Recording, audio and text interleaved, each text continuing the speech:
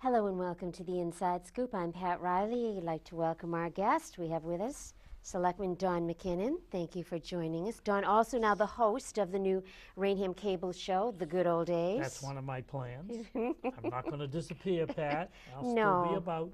Definitely, Don. I Well, will be obviously, yesterday's newspaper, but I'll still be about. obviously, the Inside Scoop is that this week you did announce that after a long time of serving on the Board of 39 Selectmen, years, Pat, 39 yeah. years. Yeah. That's amazing. Is that, were you like the longest serving in I the think state of I Massachusetts? am. I think Albert was about 37 or something like that. And I didn't run the last time to knock Albert's time off, but Right. nonetheless it did. And so I Right. think I'm in memory, who knows, 17, 18, Right. something. There could have Right. been some guy that lasted 50 years for all I know. But in the current time, I'll say in the last, 50 years, 39 would be it. A record, absolutely, yeah, absolutely. And time. how the town has changed in that time. Well, it went from 5,000 or 6,000 up to 13.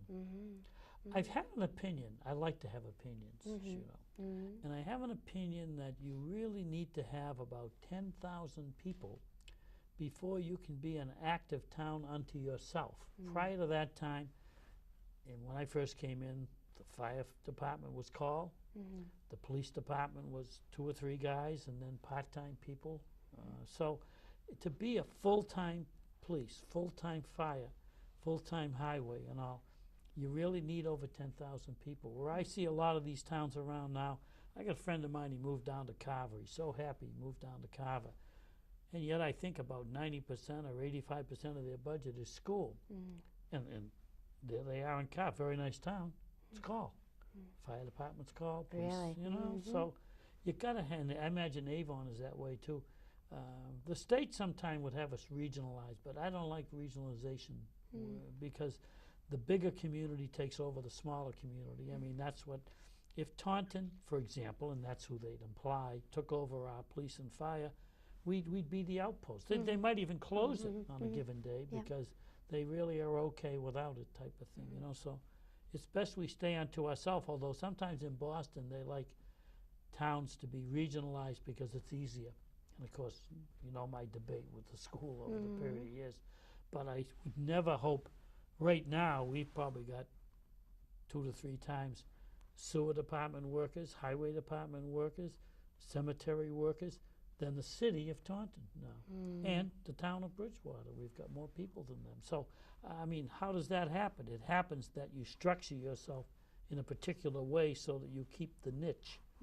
What happens sometimes with city, and I notice Stoughton's running into that now, they take grants and they hire people with grants. I've never been for that unless I was going to keep a guy, and the ex-chiefs will tell you that's the way I've always felt.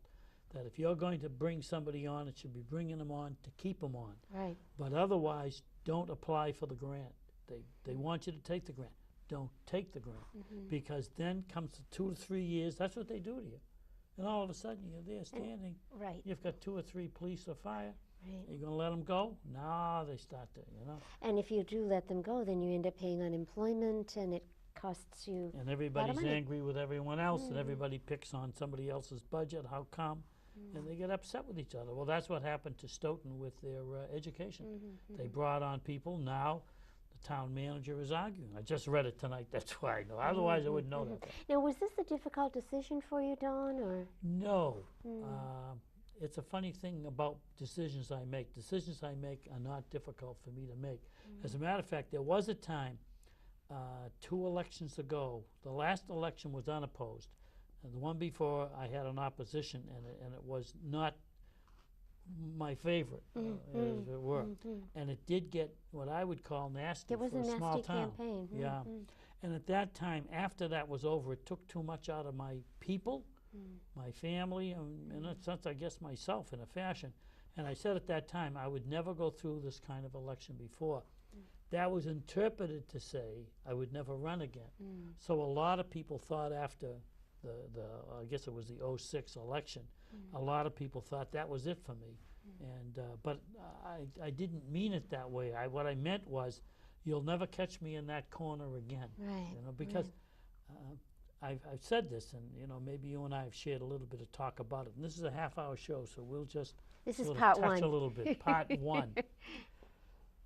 The campaign to run is one thing, and the doing of the job is another. I like to think, and I pray to God that I've been able to do both, because there are people that don't know how to run. Right. And they would make great selectmen, let's say, but they can't win because they don't know how to run. There are people who would be great selectmen, but and around it goes. They can't do both.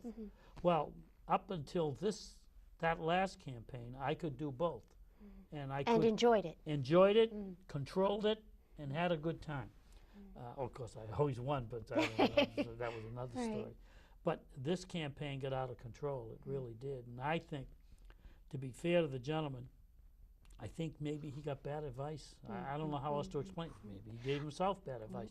But whatever, I shouldn't even bring it up. I don't like to bring it up. But I'm just saying that people have to understand it's one thing to run a campaign. And I would say, really, of my 7 campaigns, with all due respect to that number, I would say 3 to 4. 4. I would have to say 4. 4 of the 7. Those people knew how to run a race. So it was at you. Spirited, but It was good. Yep. It was over, it was over. But one thing I think people don't realize, Don, too, is that when you're a candidate, your opponent or people can say anything they want about you. It doesn't have to be true. No. And I think, there's no libel or whatever Yeah. when you put yourself out there as a candidate. as they'll tell you now, if you watch the candidates Yeah. running for the Republican nomination. And we're a small town, don't get me wrong. As a matter of fact, that's one thing that carried the day in that campaign, that we are a small town and people understood it. And people are very close to the candidates, so that's what happened at that time. But of all the things I should mention on my goodbye, shouldn't be the one that wasn't too happy. Yeah, But I was just trying to say is that is, you and I hope that there is a campaign coming up and that 2 qualified people, they don't have to be, I will be honest with you. I moved to town in '62. From '63 to '73, when I ran, '73, I attended, just as I recall, every town meeting, a few of the selectmen's meetings. It was very important not to get involved in the selectmen's meeting because people will punish you for doing that. And in a fashion, that's the way it happens sometimes. But I attended all the town meetings and I did have opinions on things. And when I first became selectman, I had never been active in any town ever Really? before. None. No experience. So therefore, it was obviously more difficult for citizens when I won by 21 votes Wow. to vote that way. And so that was a great campaign. It was probably the most fun I've had and the hardest I've ever worked. And I mentioned to you before the show, and people won't know it unless they've really been around for a while, Kevin Flynn was from Southie, my hometown, and Kevin was very city, but he was a type A personality, and he ran my campaign. And I've had, campaign managers from Kevin Flynn to maybe Jack Lynn to my wife Kathy, but in the early stages, Kevin was very close to a professional campaign manager. He arranged coffees, he arranged mailings, he had phone banks set up. He just ran a wonderful thing. I haven't been able to locate him. I'm still trying to find Kevin to talk to him now. So those were the campaigns. And Was it an issue that got you involved that first time that made you decide to run? there were several issues that developed as you, and this is the thing about life, if you study something, you say, oh, there's an issue. This is why I'm a little concerned about this young lady running for Senate, to be honest with you. I'm not trying to get in politics. But I heard her talk, and she seems very nice, and she's going to work for us. That's what she said. Well, everybody's going to work for you, hope. Hopefully. I want an issue. So I would say, and people got to understand the way I say it, and I got to explain this one carefully so people will understand it when we're in here. It was the mobile home park, and from that it led to the gravel situation where there was this, where we're sitting right now, was a gravel pit. At the Rainham Middle School. At the Rainham Middle School. There was a gravel pit on Church Street where John Noblin has apartments now. There was a gravel pit over opposite John's apartments in King Philip Street, and there was the gravel pit here, and there were gravel pits up off of Elm Street. There were gravel pits all over the town of Raynham, and they were totally unregulated. And I caught on to that. So those were, Pat, I would say, the original issue. And I wasn't fighting, and so I want to get straight for the people in mobile home, who, that could be a book. I wasn't fighting a mobile home. I was fighting, in my world, multiple mobile homes. I got to say, in Raynham, to me, as I saw it coming in, was kind of a good old boy network at that time. That's where I saw it. And I saw that there had to be at least 5 mobile homes coming in. And what people didn't understand about mobile homes is that as long as they're contiguous, they can expand. So they're finding this out in Middleborough, that these mobile homes in Middleborough. So you could have 5 different parks next to each other that practically take over the town. They could. And the population as it is now is probably 5 to 8%. I'm not sure, maybe 5 now, since the town's getting bigger. But at that time, the population was 5 or 6,000. So my argument was, and I couldn't sell it to the selectmen at that time, that you've got to zero in on one and grant it, but you've got to control it as best you can, zoning-wise and State Board of Health-wise. And I just couldn't sell it. And at that time, Donnie Francis voted against that expansion. So next one up was Arthur Pillsbury, rather. And so I ran against Arthur on that as an issue. And we had a good campaign nights. We did it over at what is the Merrill School, I believe. And we had good campaigns. League of Women Voters, I believe, ran it. And it was fun. And as I said the other night, that Arthur Pillsbury later became as close a friend as you can have in later years. But even then, we couldn't agree on lunch.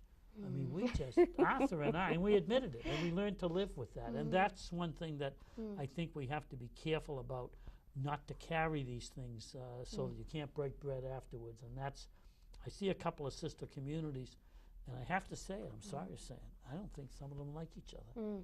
But we always liked each other. We always got along socially okay. We could break bread.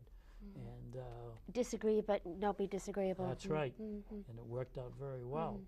And the second campaign was Arthur Pillsbury, who I always suggested, and I don't think Arthur was cared to run again afterwards, tell you the truth. If he'd come back the next year, Harry Carey walked in against Al Porter at that time. And I always believed that Arthur could have done the same thing. No disrespect to Harry. Harry ran a beautiful campaign.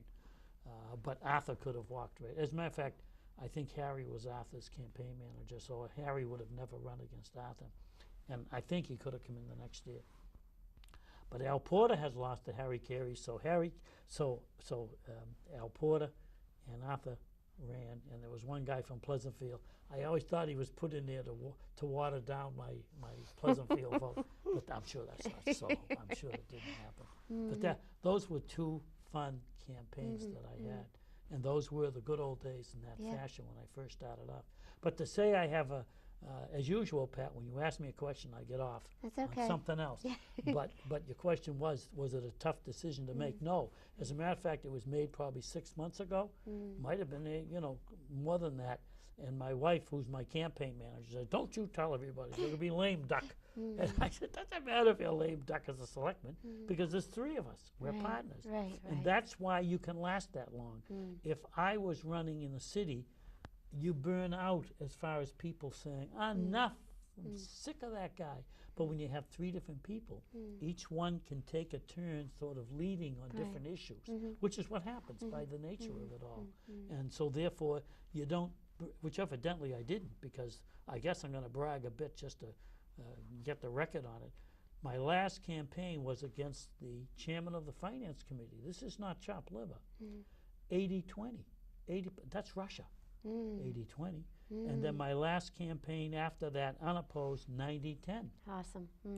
How can I top that, Pat? That's That's the end right. of that. I know. That settled But that. you have so many things you want to do, and people don't realize, too, that serving in the Board of Selectmen, that takes up a lot of time. It does, and then there's the things they don't understand, which will be interesting to watch how it's handled. I'll study that a little bit. There's negotiations. and negotiations are timely. Yeah. I mean, I negotiated all contracts at different times. The general, which is all other, I don't mean to say it negatively, but Right. all people that don't fit into the police, fire, and maybe the highway. And then there's all other. And I've done them all three of them. And all three of them, sometimes enjoyable, sometimes not too Yeah. enjoyable. And I've gone actually into arbitration into Boston, and we've had really, really tenuous circumstances. And I'm talking hundreds of hours, which people don't even think much. Oh, you negotiated a contract. They don't realize it would be hundreds of hours. And they come up every 3 years, but by the time you get started, it's into another year. And then by the time you settle it, it's almost time to start again. So they go on, going. The situations that evolve, Triple E, the school, things that evolve, they enter into, for the school, I traveled, Randy Buckner and I traveled all over the state. We went into Boston 2 or 3 times. So, yes, it is. But I'm not trying to duck it for the time. I'm not trying to say that. What I'm saying is, and it's a fact of the matter, and I don't mean to say people 79, what do you mean you're 79? I'm 79, and Mr. Shippey was just here. He's younger than me, and he's got to be in his mid-80s, you know. But I enlisted in the service for 2 years. That was a very long time, Pat. This is 3. Yeah. I said, well, I'm 79 now. Oh, 82. Now, Kathleen Roberts could beat me in the road race, and she's like 98, 99. So I'm not saying necessarily by 82 I would be. I just said, I wanted to, of course, I want to do other things. I want to do this. Right, exactly. You're doing the history show now, the good old days. I know. You know, we always do our election night results. There's other I know things you to do. want to maybe do some chronicle. What I of- want to do, and I'm calling it Chronicle, and they think I'm stealing a name. That's a word, Chronicle. Right. And I want, and the reason I'm using Chronicle is that I don't want to do history, because history to me, the history, I was a business, everybody thinks I'm a history teacher because I keep talking history. I'm a business teacher. And therefore I capsule in and I zero in on business things. I had a consumer research class. I got a letter from Joe Amaral thanking us because we, the consumer research class, went down into Taunton and we established the Gatra bus route. Really? Prior to the Gatra bus. Wow. Now, of course, they couldn't have high school students just do this, so they brought in a professional company, not knowing what we did. Same results. Really? It was I got a plaque. Joe wrote me a nice letter saying, you know, and the kids, I thanked them. They, through surveying, down through what then was the Taunton Mall and things like that, and Taunton Center, we established where people could use the bus route, and we did that. So there's other things that go on that people don't think about that you can do. Right. And I would like to do a chronicle rather than a history. Pat White did the history. You do the history. Kathleen Roberts does the history. Reverend Tilby does the history. That's why we had them on the first show. They're the historians. They can connect this whole thing. And Billy Hanna, you know, people say, you're dropping names. I am.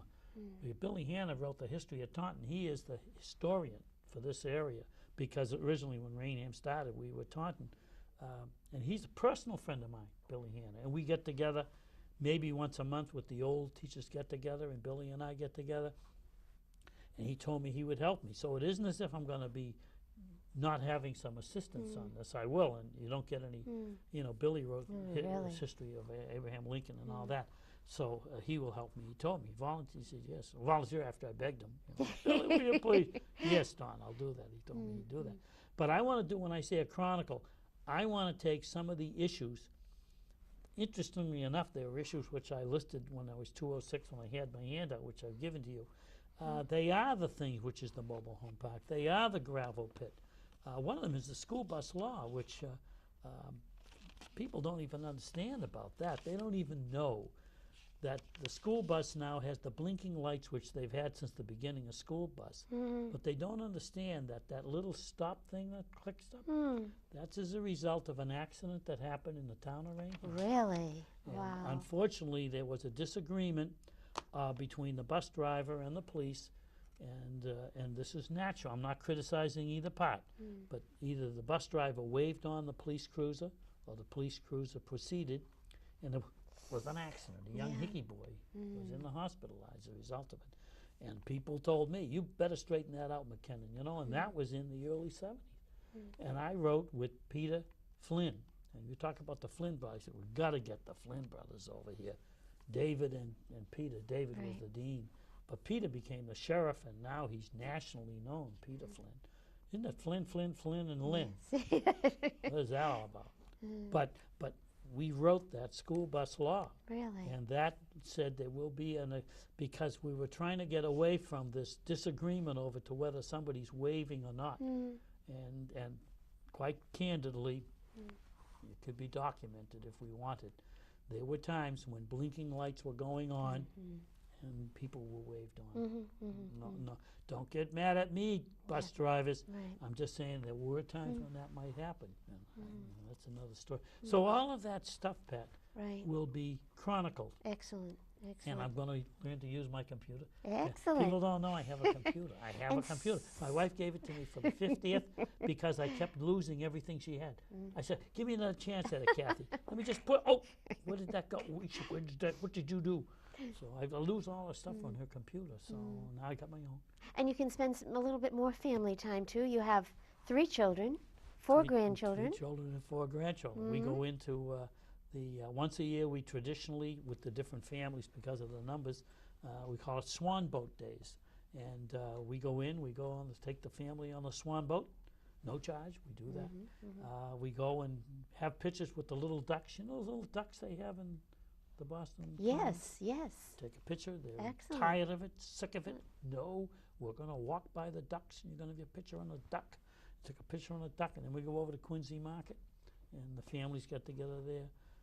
Every Sunday, of course, the whole family comes and we get together for That's 6 nice. o'clock on. So yes, yes, not more time with the family. They're sick of me. I'm around all the time. Enough. I know McKinnon. those grandchildren must take a lot of your time too. But, Well, I love them. when you look back, Dawn, there are so many, really, that you've been involved in critical issues or times that made such a difference what way the town went. And Yeah, I you think would of one with the huge. The hazardous waste. If you figure one issue that Yeah. changed this town. Yeah. Instead of having, at one point they wanted to put a hazardous waste site, Yep. and instead now we have the most beautiful commercial If people park, can think, business and park. I can do this in 5 minutes. Count on it. Okay, You know? okay. We had, where Rainham Woods is now, you picture, well, how did that come about? There was a fellow named Mitten. Isn't that a cute name? He owned a store called Jordan Marsh. Yeah. And Jordan Marsh, Mr. Mitten went down to the Cape, and he looked and he said, wait a minute, this little spot at 24, there was no 495, at 24, he said, you got Fall River, New Bedford, Taunton, Brockton, the Cape in the summer, you got hundreds of thousands of people. So he bought that huge piece of land, a couple of 100 acres, in the middle of nowhere, and he leveled it to put in what you see Braintree Mall now, that was supposed to go there. But Mr. Mitten got elderly, I wouldn't understand that, but he got elderly, and they began to say to him, Mister, you can't put that there because we did a study of the income. Which community is broke? Oh yeah, New Bedford, Fall River, Taunton, Brockton, and maybe the Cape has some money, maybe they'll come up. So there wasn't enough money to support it. So it land banked for maybe 20 years, Pat, all by itself.